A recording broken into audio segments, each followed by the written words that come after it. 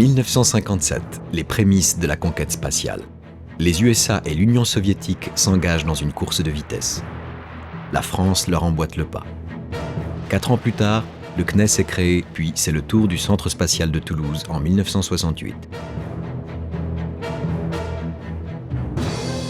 Très vite, l'observation de la Terre depuis l'espace devient une priorité. 1970, les Américains testent les techniques radar en orbite.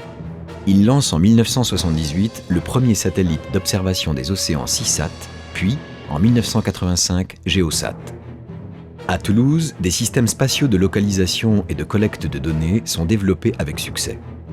Les projets EOL puis Argos, les travaux en géodésie et localisation précise, ouvrent la voie aux premières coopérations franco-américaines. Toulouse se place d'emblée au cœur de la révolution océanographique avec la décision de développer l'altimètre radar Poséidon à l'amorce des années 80. C'est le temps des pionniers qui relève tous les défis techniques. Il faut être visionnaire pour ambitionner de connaître la hauteur de mer avec une précision de 2 cm en tout point du globe. Enfin 1987. Américains et Français s'accordent pour développer le satellite Topex Poséidon qui est lancé avec succès en 1992.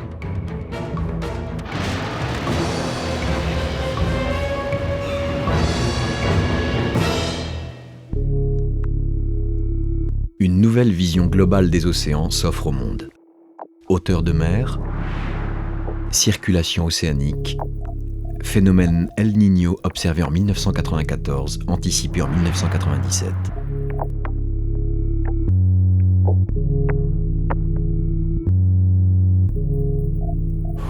Les océanographes ont compris que sans données spatiales, on ne pourrait observer les océans précisément. Les satellites deviennent des acteurs incontournables de la compréhension de la circulation océanique et de ses évolutions. Au même moment, la communauté internationale prend conscience de la problématique des changements climatiques et du rôle majeur que l'océan joue dans ces phénomènes. La conférence de Rio entérine les premières grandes déclarations d'intention en faveur du développement durable. 20 ans plus tard, à Copenhague puis à Rio+20, force est de constater la difficulté d'aboutir à un consensus. Mais durant ces 20 années, le développement des outils spatiaux se poursuit et les scientifiques continuent de conjuguer leurs efforts pour bâtir l'océanographie opérationnelle.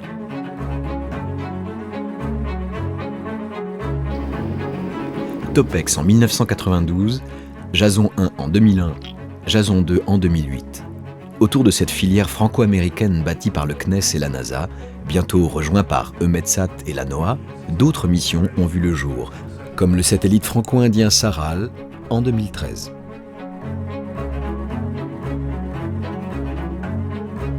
Une communauté scientifique puissante et sans frontières s'est formée. La filière toulousaine y occupe une place de choix. Dans la Ville Rose, plus de 1000 chercheurs, ingénieurs et techniciens travaillent dans les métiers de l'océanographie spatiale. Recherche fondamentale et appliquée, conception, développement et fabrication des instruments, service opérationnel de traitement des données.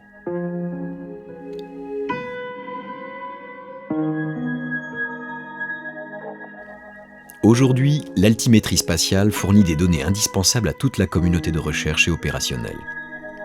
23 ans de collecte de données attestent ainsi d'une élévation du niveau des mers, avec des disparités régionales importantes de l'ordre de plus ou moins 10 cm. Quant au niveau moyen global, il s'est élevé de 3 mm par an, soit 6 cm sur la période.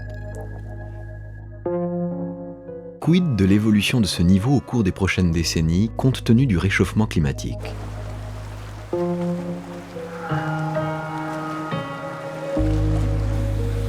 Le suivi de la circulation océanique et des grands courants a permis de cerner l'ensemble de leurs variations. Par exemple, le courant du Gulf Stream qui pourrait être perturbé du fait du réchauffement climatique, avec pour effet un refroidissement de toute l'Europe.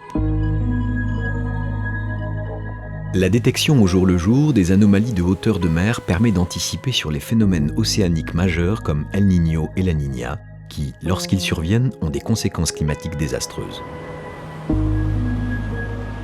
L'altimétrie est utile en géodésie et géophysique pour observer la forme de la Terre, notamment connaître le géoïde marin et la bathymétrie. La topographie d'un glacier, l'épaisseur et les caractéristiques de la glace, y compris les glaces de mer, peuvent être déterminées. Une nouvelle science prometteuse est née de l'altimétrie, l'hydrologie spatiale. Elle permet de suivre le niveau des lacs, des mers fermées et des grands fleuves pour, à terme, mieux gérer les ressources en eau.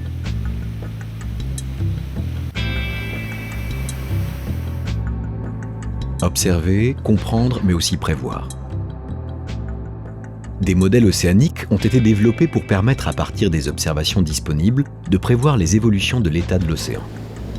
En couplant les modèles océaniques avec les modèles atmosphériques, il est possible de réaliser des prévisions météorologiques sur des périodes qui s'étendent de la semaine à la saison, mais aussi de mener une réflexion approfondie sur l'évolution du climat. C'est l'intelligence du programme que le CNES et la NASA ont développé. Approfondir la recherche sur l'évolution du climat et en même temps proposer, grâce aux modèles de prévision, des applications pratiques qui jettent les bases d'une gestion durable des océans.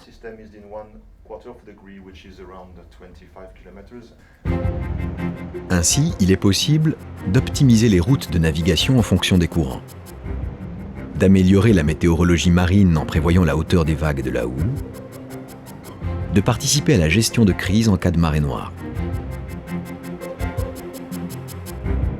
de contribuer à l'identification des pollueurs qui dégazent en pleine mer,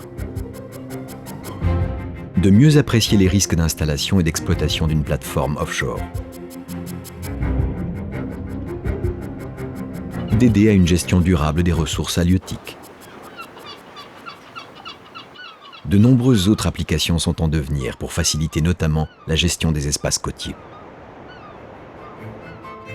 Les agences spatiales, avec les équipes de recherche, ont créé de toutes pièces et de façon très visionnaire l'océanographie opérationnelle.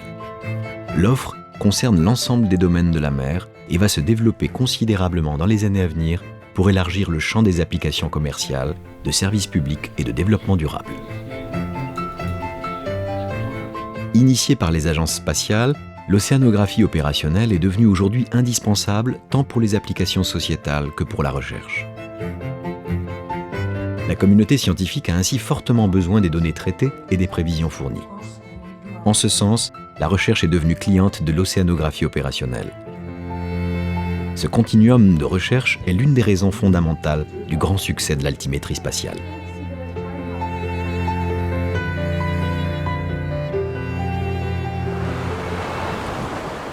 Demain, si le réchauffement climatique est inéluctable, si le développement durable est indispensable, ils peuvent et doivent être accompagnés.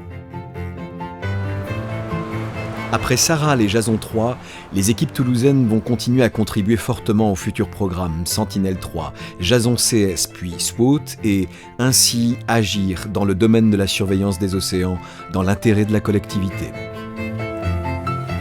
Toulouse, cité de l'océanographie spatiale et opérationnelle, est une réalité.